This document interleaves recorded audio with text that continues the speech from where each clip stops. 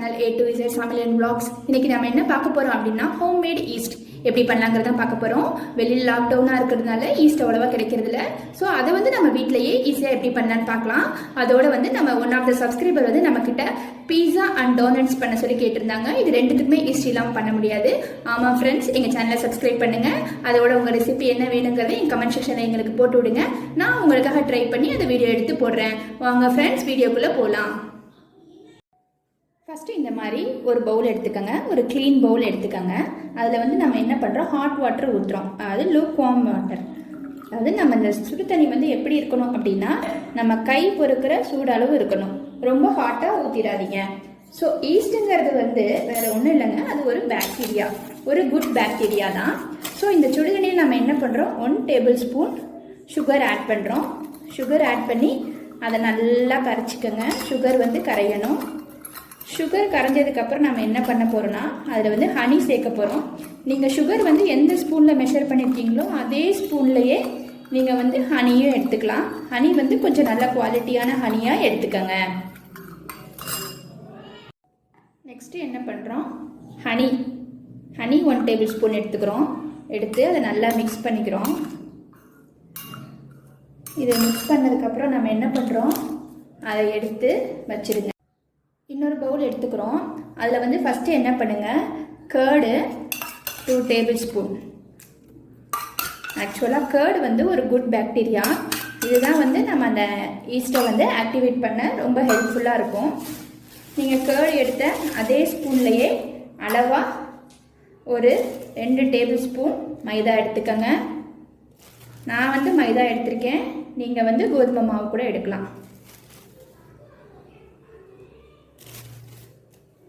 2 table spoon மைதா எடுத்து அதோட நல்லா மிக்ஸ் பண்ணி விட்டுருங்க. இதை நல்லா மிக்ஸ் பண்ணோன்னே நம்ம ஏற்கனவே எடுத்து வச்சுருக்க அந்த சுகர் அண்ட் ஹனி சிரப்பை அதில் கொஞ்சம் கொஞ்சமாக ஊற்றி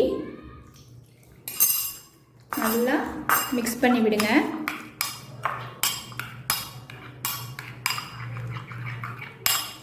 இதை வந்து எந்த கட்டியும் இல்லாமல் நல்லா மிக்ஸ் பண்ணணும்.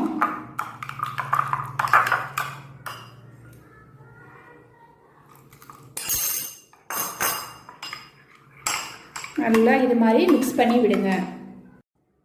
ஓகே, நம்ம எல்லா மிக்சரையும் இப்போ நல்லா இந்த மாதிரி மிக்ஸ் பண்ணிட்டோம். ஸோ இதில் கட்டி எதுவும் இருக்கக்கூடாது. இப்போ வந்து இந்த ஈஸ்ட் ஆக்டிவேட் ஆக நியர்லி 20 to 24 ஹவர்ஸ் நமக்கு டைம் எடுக்கும். ஸோ இந்த மிக்சரை நம்ம என்ன பண்ண போகிறோம் அப்படின்னா ஒரு ஹாட்டான பிளேஸில் வைங்க. அதாவது கேஸ் ஸ்டவ் பக்கத்தில், இல்லைனா மைக்ரோவேவ் ஆஃப் பண்ணி அதுக்குள்ளே, இல்லைனா எங்கேயாவது கபோர்டு, அந்த மாதிரி ஒரு ஹாட்டான பிளேஸில் 20 to 24 ஹவர்ஸ் நம்ம வைக்க போகிறோம். இதை இப்போ என்ன பண்ணுறீங்க அப்படின்னா இந்த மாதிரி ஏதாச்சும் ஒரு ஏர்டைட் கவர் எடுத்துக்கோங்க. கவர் எடுத்து அது உள்ளே நம்ம வைக்கிறோம். வச்சு என்ன பண்ணுறோம் அப்படின்னா இந்த மாதிரி ஃபுல்லாக கவர் பண்ணிடுங்க. கவர் பண்ணி இந்த மாதிரி ஏதாவது ஒரு ரப்பர் பேண்ட் போட்டுருங்க. ரப்பர் பேண்ட் போட்டு ஏர்டைட் ஃபார்ம் ஆகிற மாதிரி பார்த்து நம்ம இப்போ இதை என்ன பண்ண போகிறோம், கேஸ் ஸ்டவ் பக்கத்தில் வைக்க போகிறோம். வச்சுட்டு ஒரு 20 to 24 ஹவர்ஸ் வெயிட் பண்ணலாம். வெயிட் பண்ணதுக்கப்புறம் நமக்கு இந்த ஈஸ்ட்டு எப்படி ஆக்டிவேட் ஆகுதுன்னு பார்க்கலாம். நம்மளோட ஈஸ்ட் வந்து இப்போ கம்ப்ளீட்டாக ரெடி ஆயிடுச்சு. நம்ம இப்போ ஓப்பன் பண்ணி காட்டுறேன் உங்களுக்கு, பாருங்கள். ஆக்சுவலாக வந்து 20 to 24 ஹவர்ஸில் வந்து ஈஸ்ட் ரெடியாகவும் நான் சொல்லியிருந்தேன். ஆனால் எனக்கு வந்து அவ்வளோ டைம்லாம் தேவையே படலை. எனக்கு வந்து குயிக்காகவே ரெடி ஆயிடுச்சு. அதாவது அப்ராக்சிமேட்டாக ஒரு 15 to 16 ஹவர்ஸில் எனக்கு கம்ப்ளீட்டாக ரெடி ஆயிடுச்சு. ஸோ அதோட சீக்ரெட்ஸ்லாம் நான் என்னென்னு இந்த வீடியோவோட எண்டில் சொல்கிறேன். ஒன்று ஒன்றா கவனமாக பாருங்கள். ஓகே, உங்களுக்கு தெரியுதா, ஈஸ்ட் கம்ப்ளீட்டாக ஃபார்ம் ஆகிருக்கு. நமக்கு நல்லா குயிக்காக ஃபார்ம் ஆகிருக்கு, பாருங்கள்.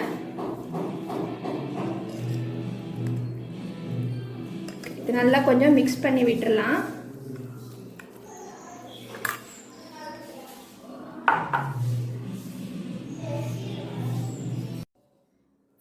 வந்து குயிக்காக ஆக்டிவேட் ஆக என்னென்ன டிப்ஸ் நான் ஃபாலோ பண்ணேங்கிறத சொல்கிறேன். ஃபஸ்ட்டு வந்து நான் எடுத்திருக்க கேர்டு வந்து கொஞ்சம் நல்லா புளிப்பான கேர்டாக எடுத்துக்கிட்டேன். அது எப்படி அப்படின்னா ஃப்ரிட்ஜிலேருந்து எடுத்த உடனே நான் அந்த கேர்டை யூஸ் பண்ணல. ஒரு 3 ஹார்ஸ் வெளியில் வச்சுட்டு அதுக்கப்புறம் தான் அந்த கேர்டை நான் யூஸ் பண்ணேன். இது ஃபஸ்ட்டு டிப்ஸ். ரெண்டாவது டிப்ஸ் என்ன பண்ணேன்னா, நம்ம போட்டிருக்க எல்லா மிக்சரையும் ஆட் பண்ணதுக்கப்புறம் நான் கேஸ் ஸ்டவ் பக்கத்தில் வச்சுருந்தேன். அதாவது எப்படி வச்சுருந்தேன் அப்படின்னா, சமையல்லாம் முடித்ததுக்கப்புறம் கேஸ் ஸ்டவ் ஆஃப் பண்ணிவிட்டு சிலிண்டரை ஆஃப் பண்ணிவிட்டு 2 பர்னருக்கு இடையில உள்ள ஸ்பேஸு, அதாவது அது ரொம்ப சூடாக இல்லாமல் ஒரு கை பொறுக்கிற அளவுக்கு சூடாக இருக்கிற மாதிரி அந்த பிளேஸ் இருந்த உடனே அதில் நான் இந்த மிக்சரை, அதாவது இந்த ஈஸ்ட் ஆக்டிவேட்டாக நம்ம பவுலில் சேர்த்து வச்சுருக்க மிக்சரை அந்த ஸ்பேஸில் நான் வச்சேன். ஸோ இதுதான் வந்து நான் 2 டிப்ஸு ஃபாலோ பண்ணேன். ஸோ எனக்கு வந்து குவிக்காக வந்து ஈஸ்ட் ஃபார்ம் ஆயிடுச்சு.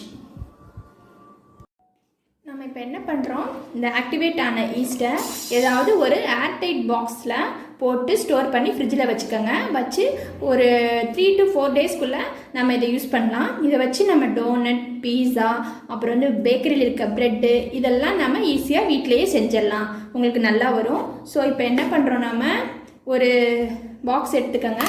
அது ஒரு ஏர்டைட் பாக்ஸாக எடுத்துக்கோங்க. அதில் வந்து ட்ரான்ஸ்ஃபர் பண்ணிக்கோங்க. இந்த ஈஸ்ட்டை ட்ரான்ஸ்ஃபர் பண்ணிவிட்டு அதை வந்து க்ளோஸ் பண்ணி ஃப்ரீசரில் வச்சு யூஸ் பண்ணலாம். ஏர்டைட் பண்ணிக்கோங்க. பண்ணி ஸ்டோர் பண்ணி வச்சுருங்க. வச்சு நம்ம இதை யூஸ் பண்ணலாம்.